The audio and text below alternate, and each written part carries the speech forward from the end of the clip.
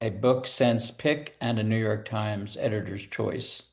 Undertow and Fata Morgana, and a novella triptych entitled Pipers at the Gates of Dawn, which was the winner of the Faulkner Society Gold Medal in the novella category. She has also written an extended critical introduction to her father-in-law's short fiction, The Collected Stories of Wallace Stegner, as well as editing and writing the foreword to a Penguin edition entitled Wallace Stegner on Teaching and Writing Fiction, which Hmm. is right here. She herself has taught writing at the University of California, the University of Vermont, the National University of Ireland at Galway, the Santa Fe Writers Workshop, and Stanford University. Thank you, Bob. That covers it all. Other than that, I don't know what you've been doing, but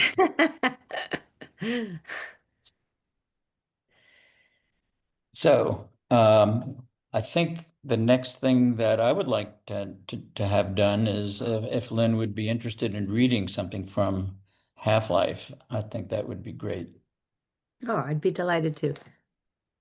I pre-selected a paragraph um, toward the end of the novel, The Half-Life of Guilt, and here it is. Under the night sky, stung with stars, the sand is very white and seems to go on forever in opposite directions. Behind her, the cliff. The sea is a great black wall that has just fallen back, the bottom edge where the surf crashes, torn up and anguished, rushing at her feet and sinking away, the luminescence paling to nothing until again it explodes, a shock of white, followed by the trailing, hissing darkness. Beyond it, the ancient wall of the sea lies in ruin, and all around night dilates like an enormous pupil. She thinks the word alone, and then not big enough. This is the aloneness she's known most of her life, the one that does not call up tears or reproaches. It's there behind everything, behind the great black fallen wall of the sea, behind the things you desire and cannot have, the call you make that goes unanswered, the heart you love that will not feel. She senses a knowingness, airy and vast, surrounding her, widening and widening without remorse. It is comforting in a strange and effortless way, a thing that she doesn't have to fight or defy. She has only to settle with it as with a great priceless debt. She is alive. The life she has belongs to her and to no other. That's a short paragraph. Well, thank you very much. Um, I think the next thing that I would like to do would be to give you just a very brief 30,000 foot view of the plot line of the novel. Claire Bagato is the protagonist. She's a botanist who grew up with her twin sister in a family-run vineyard and winery in the California wine country. Her boyfriend, Mason Comstock, is an environmental activist and photojournalist. They make a 10-day journey in a van from the Bay Area down into the Mexican desert of Baja California, where the world's largest salt manufacturing facility intends to expand into the last unspoiled breeding ground of the endangered California gray whale. Claire plans to study the desert plant life while Mason takes photographs to accompany a National Geographic piece on the environmental issues surrounding the salt works expansion. So the motif is a journey through this very dramatic setting which I think renders this novel very cinematic. Mm. So we can start, I think, by asking Lynn. What I'd like to do is start with just to talk about, in respect of this particular novel, the writing process relating to Half-Life. Um, some writers have a very clear roadmap and outline. They know exactly where they want to end up and they know how they're going to get there. I think some writers have just a simple mental image in mind that is the starting point for their writing. And some, unfortunately, like me, uh, they write. They have a premise in mind, and they write like they read to see what happens next. And that is very unfortunate because there's a tremendous amount of wasted time and energy and paper. Um, in my case, because I write that way, I ended up with a 300-page novel, but my first complete draft was a 900-page draft. So it's not a good idea. That's not the best way to write. So I'd like to ask Lynn to start with, in connection with this particular novel, what your writing process was. I think I knew the least amount about where I was going with this book than any of the previous books. The one thing I knew was I was the kind of the atmosphere of the book. I wanted to put some characters in a place that was it, made them feel vulnerable, that exposed them and their various issues. And so I had a sense of a kind of lost awayness that I wanted them to be in in a foreign country and in a situation that would expose more of the truths about the issues that each of the two main characters were dealing with. And so I really didn't, I knew the journey. I knew that I had a map in terms of a literal map where they were going on the planet. But did I know where the story was going to go? I didn't know how it was going to end until I got to the last chapter. I didn't know the theme of the book until I got about two-thirds of the way through it, which I think is a good thing. I think themes should be discovered or revealed through the process of following characters in events, tangled up in different events. But I have to say, I knew very little about what this book was about thematically and even how it was going to end. And so that was that induced a lot of anxiety. And then I did the usual thing that I do, which is go where the story is set. I went down to Baja a couple of times and did a lot of research and then came back and started writing it. I got about 100 pages into it, and then my husband passed away suddenly.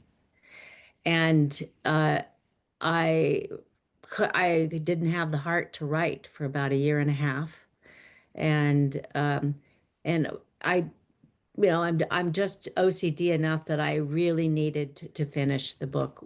Finally, I felt I could go back to my desk and start uh, picking up the story, and so I picked it up, and it was a little harder going than earlier books that had no interruption that was that catastrophic to me emotionally and psychologically, but I did finish it, obviously, and so that made it the book unusual in terms of this year and a half gap, and making sure that the tone of the early part of the book, and the feel for the characters and the whole atmosphere of the setting, etc., matched what happened after that big gap. And I hope I was able to do that, but typically, a book takes me about 4 years, start to finish. So this book was a 6 year process. All right. And interestingly, talking about how you discover your theme along the way, I think it's writ small. It's true about characters as well, at least in my experience, that you don't know everything about your own characters, and as the theme unfolds and discloses itself, so do the characters. And sometimes they're they're not literally out of your control, but in a way they are. They do things and have attitudes and approaches to the world that are different from what you expected. So it's a very interesting process on all sorts of different levels. Right. And then to have readers say, th use words that I didn't know. For instance, the main character, Claire Bugato, several people have referred to her passivity. Well, I mean, that's an uncomfortable word for any woman to hear. But the fact of the matter is that she is very passive, and and that passivity is a function of her being a twin and of an early childhood tragedy, that complicated kind of natural disposition, but made it much more entrenched.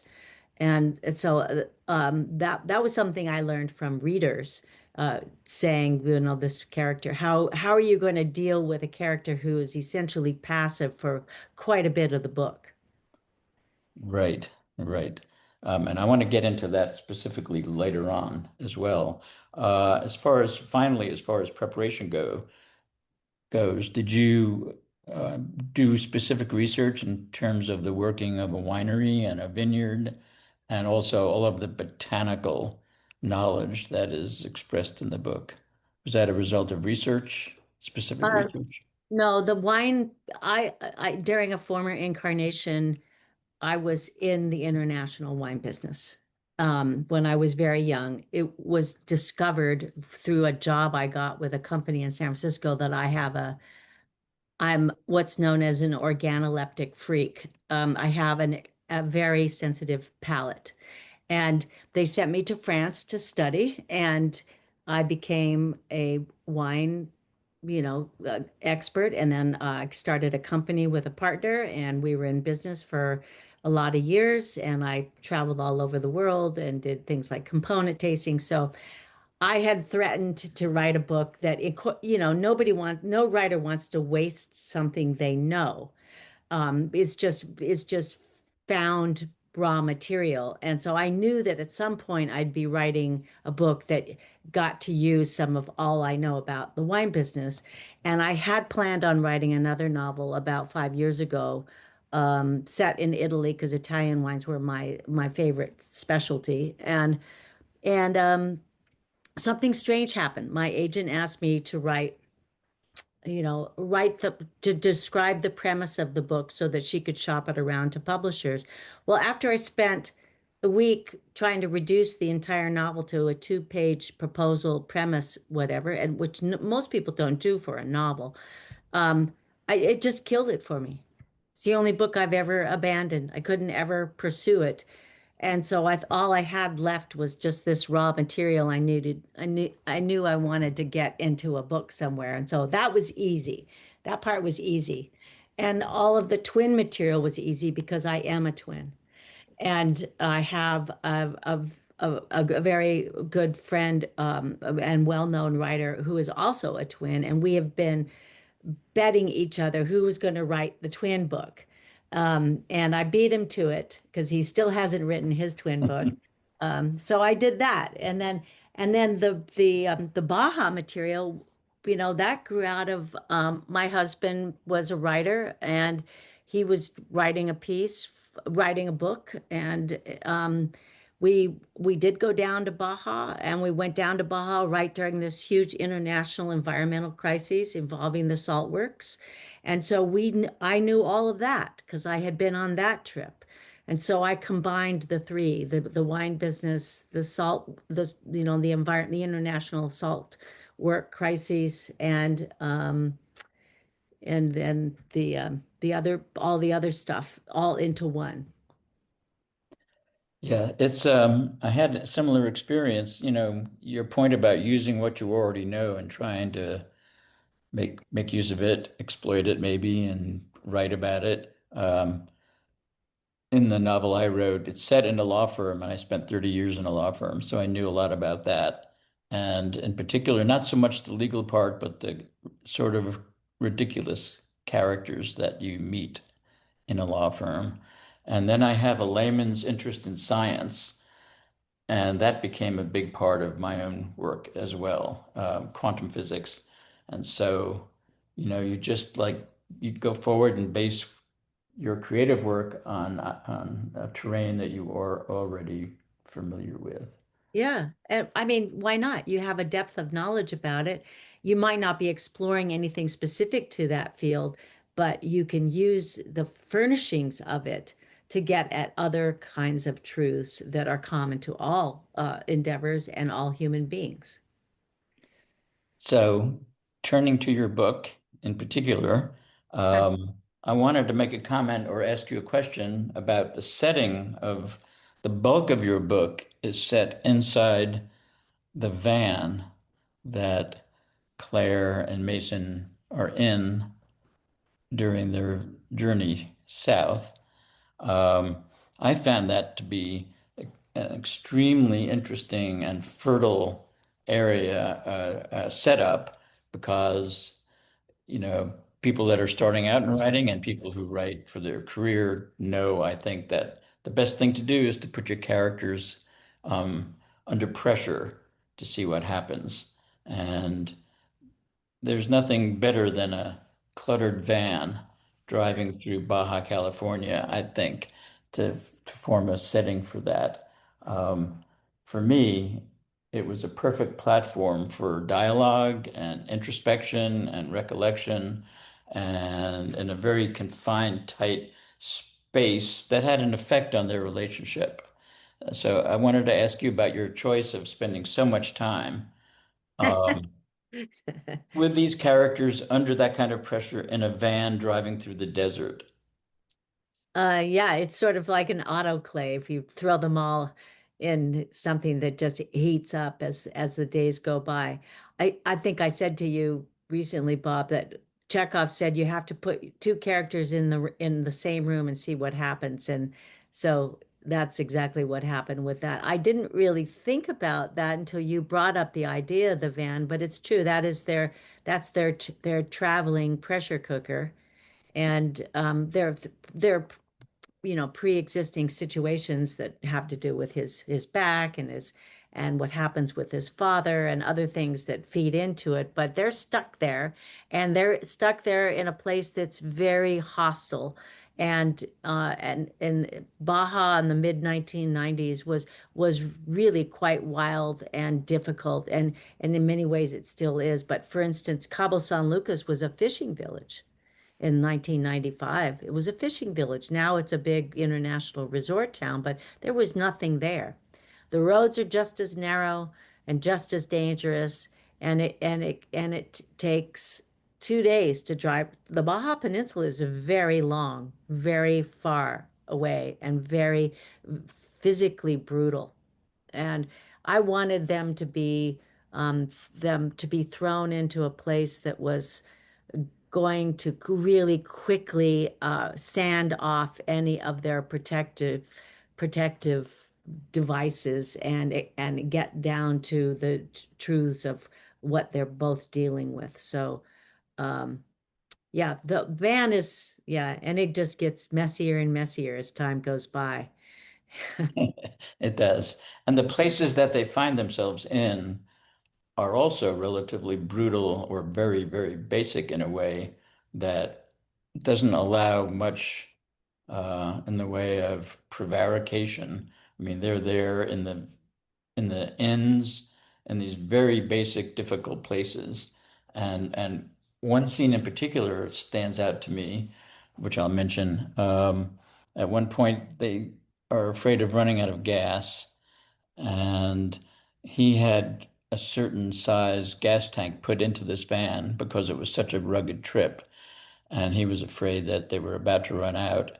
And they pull into a very rudimentary gas station with a lot of uh, Mexican locals standing around watching them, and he has Claire get out of the car and climb underneath it to see what the size of the gas tank is, and that action and the reaction that the various people standing around watching them is really a terrific set piece. Good. And it's a good example too of what you're saying. It's very rugged and very risky, and their relationship as it changes over time is displayed that way. Um, Well, the power goes out, so the pumps don't work, and they're too far away from the next gas station. He had pre-ordered this van to have a 36-gallon tank, but the gas gauge was a 24-gallon gas gauge. yeah. So it was a anyway, it was a circumstance that they just decided to risk it and they made it, but nevertheless, yeah. And of course, Mexican culture is very, especially when it comes to cars, male oriented. And so to have a woman crawling under the van and not the man was of verboten. It was a very, you know, not a good thing to do in that country. Yes, it generated lots of judgments on the part of the people watching them. Correct. It's Yeah. quite interesting. Um, so, uh, moving on to the backstory, which is so important in this novel. Um, as I say, I sort of have a scientific bent, and I thought about one of the events early on, and I don't know how much detail you want to go into it is, but there's a tragedy involving a family member, and one of the two twins is physically involved in it. And this, I view this as sort of like cosmically, the Big Bang generated the rest of the world that you're creating here, just like the actual Big Bang did. And what were your thoughts about having one singular, very dramatic event at the very beginning of the novel exploding and forming all of the narrative threads that grew out of it, especially in terms of the relationship between the twins? I mean, I do believe that the past informs the present, and so I needed to explore what their past, what Claire's past was, in order to understand who she had become, a somewhat passive, it- smart, but nevertheless passive woman. And this tragedy, one of the twins is blamed for it, but they're so identified with each other that it doesn't really matter who's blamed for it. They both assume responsibility in some way. Claire for to protect her sister, and her sister to try to protect her disintegrating psyche after what happens. And so it really is, as you say, the big bang of their relationship, and it shapes Nina's personality, her sister, and Claire's, and it takes a long time for for that the cosmology that guilt produced to find some kind of gravitational balance.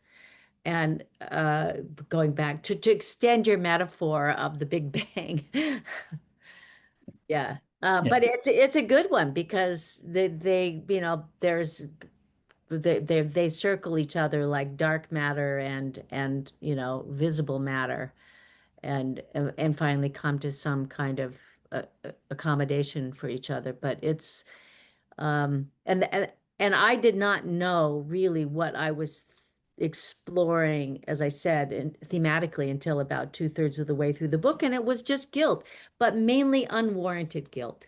Not the kind of guilt we all come by, honestly, when we do something we regret because we shouldn't have done it in the first place, but guilt that we assume, that's not ours to have, because of an accident or something.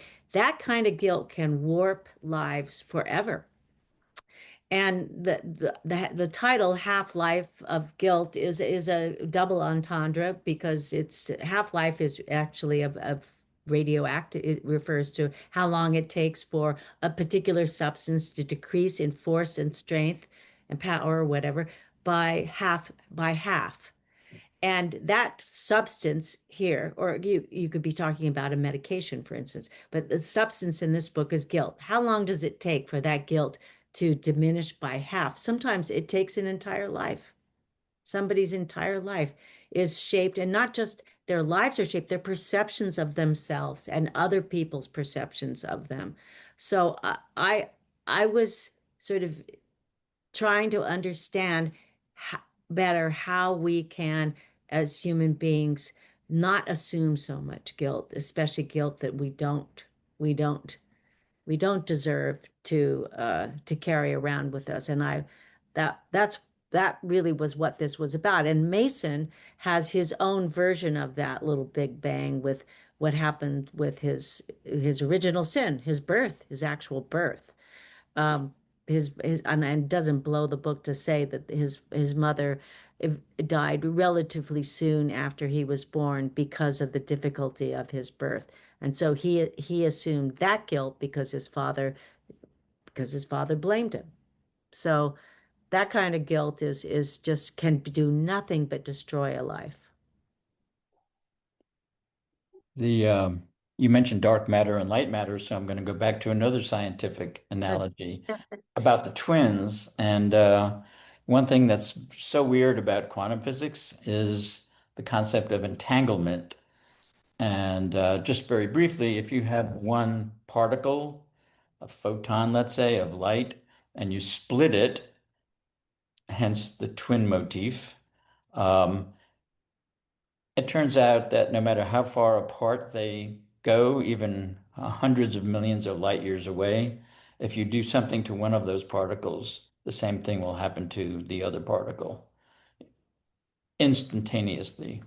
And so I view these twins in that way.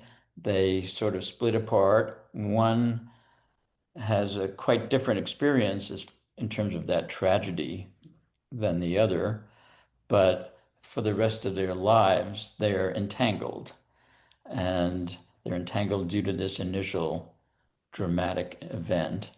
And I wonder if you could comment on, the arc of the relationship of those twins, apart from the journey motif and all of that important matter, um, how those twins relate to each other as that Big Bang event, you know, causes them to split apart. I that I never knew that. I was going to say obviously, but why is it obvious? But in any case, I never knew that that aspect of physics. And um, the one of the dynamics of being a twin is that you start out on at the same place. It's so you there's no built-in inequality. You start out equal, and so in every sense, no, in addition to how you feel about yourself and your twin, everybody around you has the same sort of understanding that everything has to be fair. There's an excruciating sense of justice, of equality, of and so it kind what you're talking about, Bob, actually plays out on a human basis as well, because you can't have one thing without the other. If nobody loves this twin because of what happened, then you don't deserve love either. So there is this kind of mirroring that goes on, and it's continuous until somebody says, "Wait a minute, we don't have to do this. We don't have to be this way." So I think that's a wonderful analogy. I don't understand it. It's just unimaginable to me that why that would happen. It also just it takes light years and reduces them to no years because you can't imagine that kind of distance, um, being so instantaneously traversed to affect, half a proton or another twin. Well, yeah, you don't know this probably, but you agree completely with Albert Einstein because he was one of the founders of quantum physics, and then he rejected it because of that. He said it can't be right. It did follow from that, this whole entanglement thing, but he couldn't imagine that that could possibly be true and valid. And he stepped away from the whole endeavor himself. So Hmm. you're in good company. Oh, good. You and Albert. You mentioned the word mirrored, and I think that happens a lot in this novel. We have the relationship between the twins and the passivity of Claire and the super importance to her as a child growing up of being um, incredibly fair. The concept of fairness for her, she bent over backwards and made every concession she could make to Nina, the other twin. And I think I viewed that as the genesis for her general passivity. I think that is the right word for her as she grew up. Um, and in terms of mirroring, I'd like to ask you about, do you think that that relationship between the two twins is mirrored in the relationship between Claire and Mason in terms of her passivity and his reaction to that? Yeah, I think it's just I would say it's a permutation of it. Mhm. Uh, Going back to physics and mathematics, But that she is, because of what happens with her sister, she uh, she identifies with her and thinks that she's not worthy of love, and that generates a kind of passivity for her. For Mason, it makes him angry. But neither one of them feels that they are owed love or forgiveness for crimes that they didn't forget, if they didn't actually commit. So it's definitely a function of, again, another mathematical term. Um, her relationship with Mason is definitely an extenuation or a function of what happens with her twin. They're all leading out from that initial trauma. yeah, here's another, as I'm thinking about this use of the word mirroring, when you're talking about the desert plants, Claire makes a statement that I have it written down here somewhere. Um, the idea of doing with less of what you need the most. And in terms of the plants, that was obviously water and how the desert plants react to the fact that there is very little water. And Claire's relationship with Mason could be viewed in a similar fashion of, what she needs most from him, he can't give her. Um, do you think that's a valid point? I think that what she knows how to do, she knows how to be unhappy. She knows how to be unhappy successfully, or successfully unhappy. She doesn't know how to be happy. And so I think that's a valid interpretation. So in the van, well, let's put it this way. The event in the childhood, this dramatic event, was causative of everything else that happens. And it's mirrored in a way in the van. There's an explosive, inherently explosive situation, seemed to me, because of Claire's need for exactly what he can't give her or won't give her. And in the van, under this pressure, there's a very passive person, and we haven't really mentioned this much, but I viewed Mason as a very nasty character.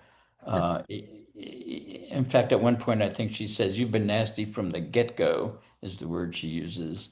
Um, that makes for a very explosive situation in that confined space. They're not relating well at all. It wasn't the case where oftentimes in a relationship it would be up and down or it would be an arc. But in this case, I think actually it strikes me Half-Life works there too. There was a continually decaying relationship over the whole journey. And just as Half-Life refers to a decay, I think that would be applicable there too. Um, Mhm.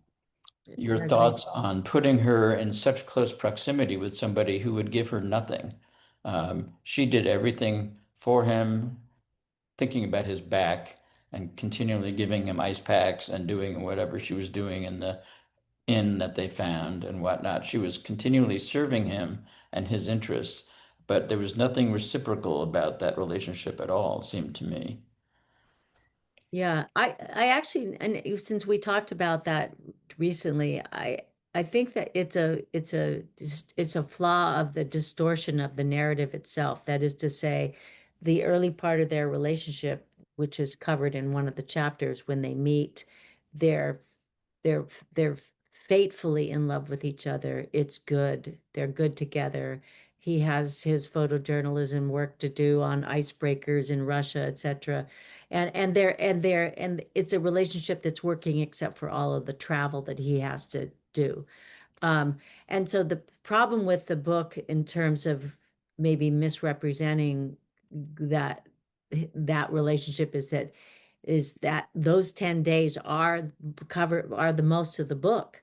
And and so you really see him at his worst when something has happened in his life recently. Add that to the back injury, and he's just is decaying, and the relationship as a consequence decays as well.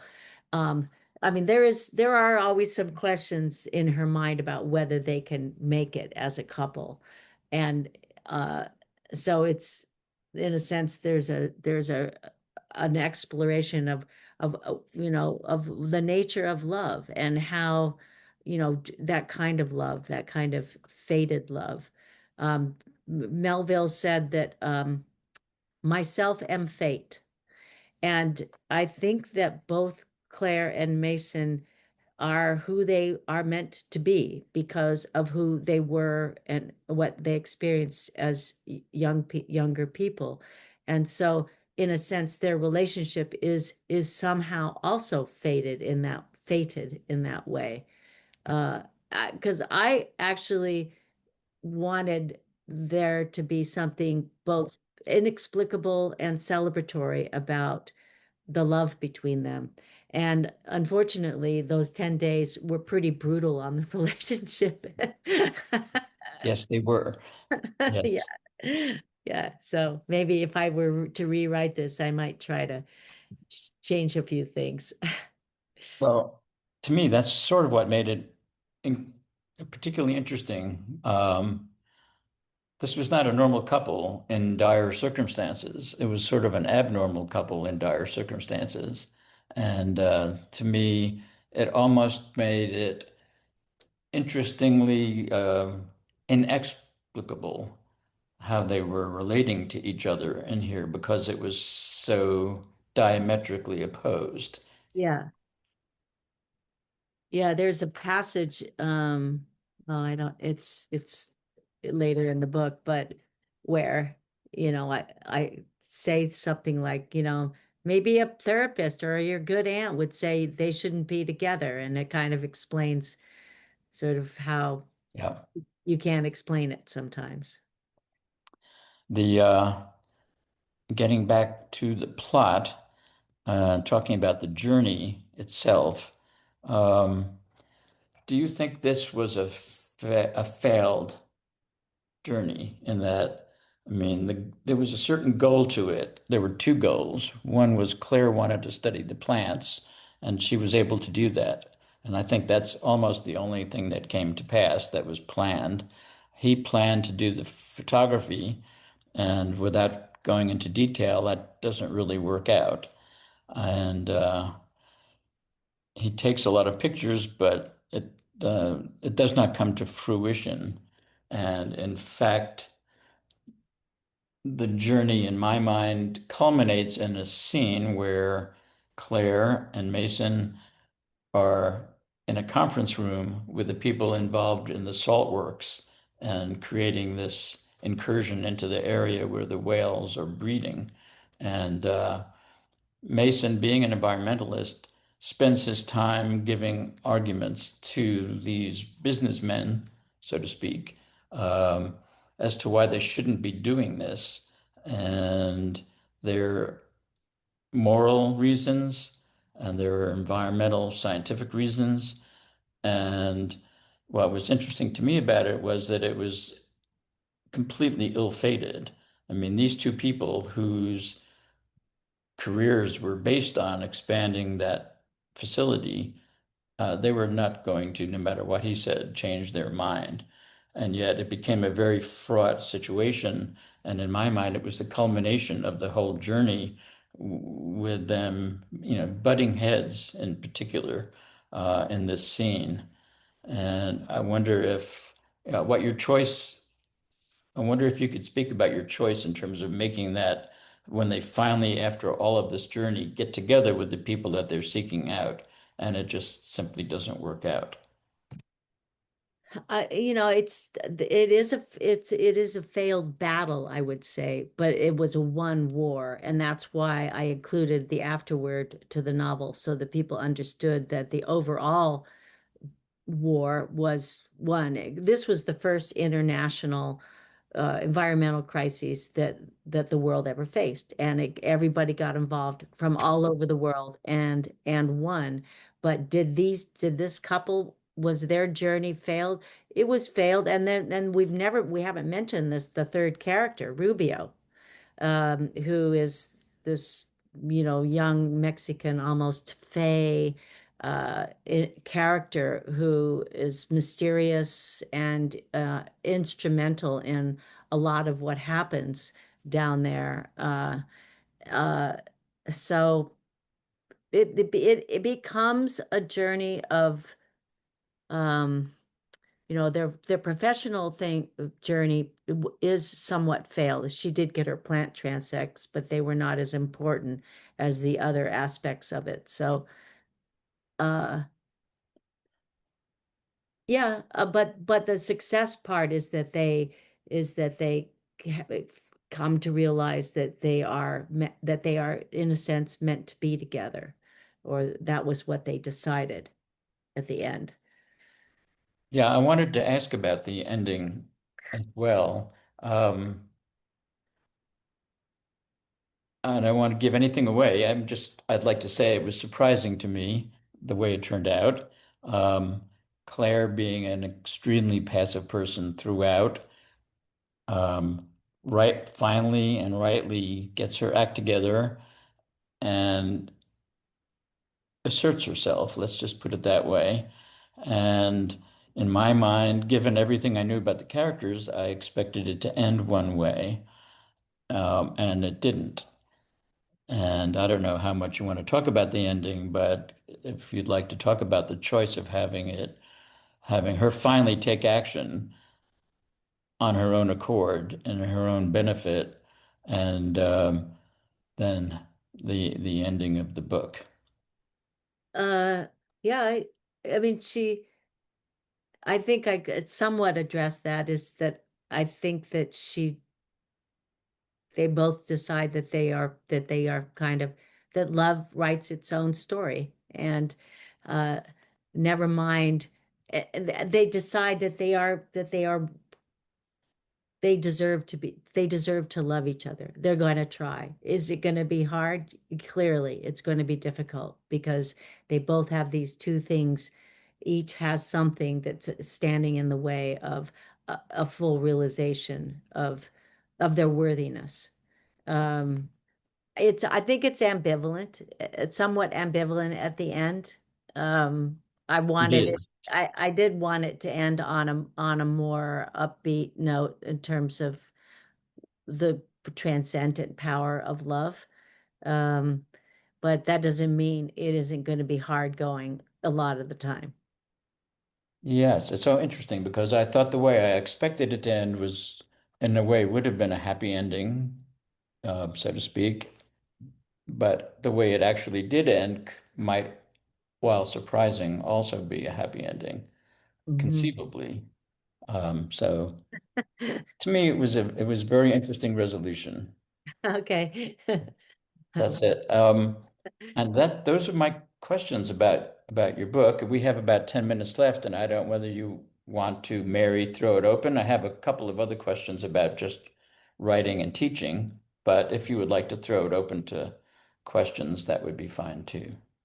Yeah, well, let's do both. Let's see if there's any questions in the audience. And I certainly have questions as well. And Rob, do you want to Rob says Lynn Stegner's words make me want to read the novel. I was glad to learn that much of it was based on her own experience. Bob, do you want to say more? Do you want to open up your own voice here? No, but I'm absolutely delighted to get this novel because it sounds very, very interesting. Oh, great. Good. Yeah, I think you will. And I'm not going to give you mine because somebody else has already got it. Bob, you were saying this, Bob, this one Me, was talking about that van, and I when I was reading it too, I kept on going back to the first chapter of Ann Tyler's Accidental Tourist, where Oh, we have Mason and Sarah in this car on the way back from somewhere, this vacation, and it's everything about that landscape that was inside the car and the pressure coming outside the car and the grief these two are carrying forward with them into the rift that happens between them. It really reminded me how powerful that can be to place two characters in a position of closeness from which they're going to have to explore. They're going to have conflict in that. It was beautiful, and you were able to extend it the whole novel, which was really fun to read as well. I I read think, that book. Oh, I think I read that book 30 years ago. I don't think I've heard anybody mention it in 30 years, The Accidental Tourist. But yeah, yeah, Check and I out the first chapter. yeah, don't and Or the remember first. anything about it, but I remember reading it 35 years ago. Ah, Yeah. yeah. that was a good point. One thing I wanted to mention and hadn't gotten to is the whole confinement in the van is one thing, and we've talked about that at length. But also, what was interesting to me is that it wasn't just a ride in a car, let's say, perhaps in Accidental Tourist, but a ride in a car in an unending expanse outside the car. I mean, they were driving through the unending, bleak, in a way, Mexican desert, and that contrast was also important to me as I read it. Yeah, it's you start feeling very important or very insignificant when you're that small a dot on that big a map. Right. Yeah, that was an interesting contrast to me. I have, Um, oh, other, excuse. Yeah, come on in, Mancy. I have a question. I'm delighted I'm going to get to read this book for free. But listening to it and this discussion of the ending, um, is there a possibility of a sequel? No. Oh, whoa, that was quick. I just because every single one of my books has been utterly different from the one before, the one after. And I think by the time I get to the last page, I'm done with the characters and the landscape, and the next thing I want to do will be something completely different. I just don't think I could do it. Although seems to imply that I need to get these characters into therapy or something. I did, I didn't say that. No, Well, I can't. Well, and when again, you I said, thought, oh, sorry, Nancy, go ahead. no, Nancy, come on. when you said it would be they've chosen to love each other and it will be difficult, I thought, aha, there could be a Oh, yeah. sequel. Yeah, But maybe I guess you're tired. I'm just no, I think I think I learned all I want to learn about them. I guess and I mean for me writing is really a process of discovery. And if I knew everything there was to know about I know people who really plan out their books and they have outlines and they're working off a blueprint, and then it just becomes a process of almost taking dictation rather than discovery. And I think I discovered all I want to discover about them, and I'm satisfied, and now I need to find something else I don't know anything about and start from scratch. You were But saying that they lost the battle for this war, or this larger, but the war was won, or at least Yeah, I did not necessarily get that impression with these two. I thought, okay, they're going to stay together right now. But right. I wasn't sure, and in my imagination, they live on in a kind of a constant Yeah, status of, conflict and going back and forth. And probably. yeah. Yeah, so I guess Very, in the end, you've left your readers to, you're not going to write about it any longer, but you've left your readers to speculate about what happens next. yeah, right. Yeah. And that makes it live on. Yeah. I hope so. Whenever I was reading too, the word grief and guilt kept getting mixed up. I would say what somebody would say what you were reading, and I would say, "Oh, the half-life of grief," and I'm going, "No, no, no, the half-life of guilt," because the two seem so um, intertwined throughout the whole. Was that part of your process? Were you ever doing that as well, or was it always guilt that was the? Well, I think I like what you said, because I think that that grief, that when we have that kind of unwarranted guilt, it becomes an extended form of grief. Mm, It's just percolating beneath the surface all the time, and it keeps you from living a full life. It keeps you from feeling worthy of love. It keeps you mm. from uh realizing yourself in a complete way.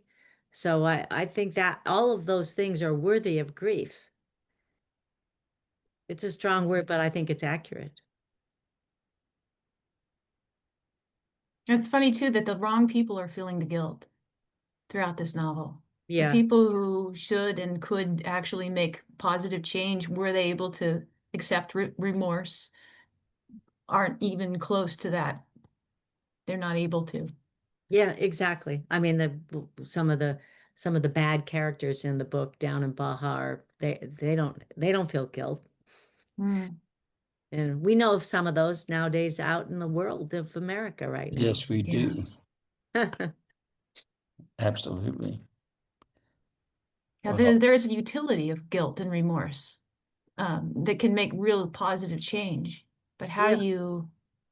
how do you create a circumstance where remorse is held, by a community so it can be fully felt and a change can happen? And be positive rather than Right, distorting. Yeah. right. Yeah, that's our task. That's what we need to do. Yeah. Well, we are going to talk on without the recording on after this. But I'm grateful to all the audience that is here now with us, and the audience who will hop on and visit and see this recording afterwards. If you're interested in supporting our GoFundMe page, Maker Mentor Muse is entirely a labor of love between three women who don't have the time to do it and do it anyway. Huh. We love the work. Ma, would you like to hop in and let us know what's next coming up Sure, on sure. September 27th? And then Yes. we'll come back. Okay. So I hope everyone will mark their calendars for September 27th, which is Sunday at 4 p.m. We are going to do an event in collaboration with Rooted and Written, which is part of the Writers Grotto in San Francisco. And it's going to be 6 poets and writers, and their first name begins with S. So so I woke up one morning and I drank all this coffee and I was just like, oh, that'd be fun. So anyways, please mark your calendars and save the date. And we'll put a Thank flyer you. out on that as well. And be sure to go ahead and get your own copy. Oh, my screen isn't gonna get a picture of this, a good picture of this. Get it at your local independent bookstore or at bookshops.org. If you must, yes, Amazon, but read it. Any way you can get a hold of it, read it. I have 2 copies sent out, courtesy of Mary Bisbee Beek, who is a powerhouse, and we love her. Bob and Lynn, thank you both for this well, conversation, for your writing, and for what you do with and for books and book people. well, it was a pleasure on my part. Thank you very much. Thank you. Thank you. We'll see you next time. We'll see you next time. Thank you so much, everyone. Thank you.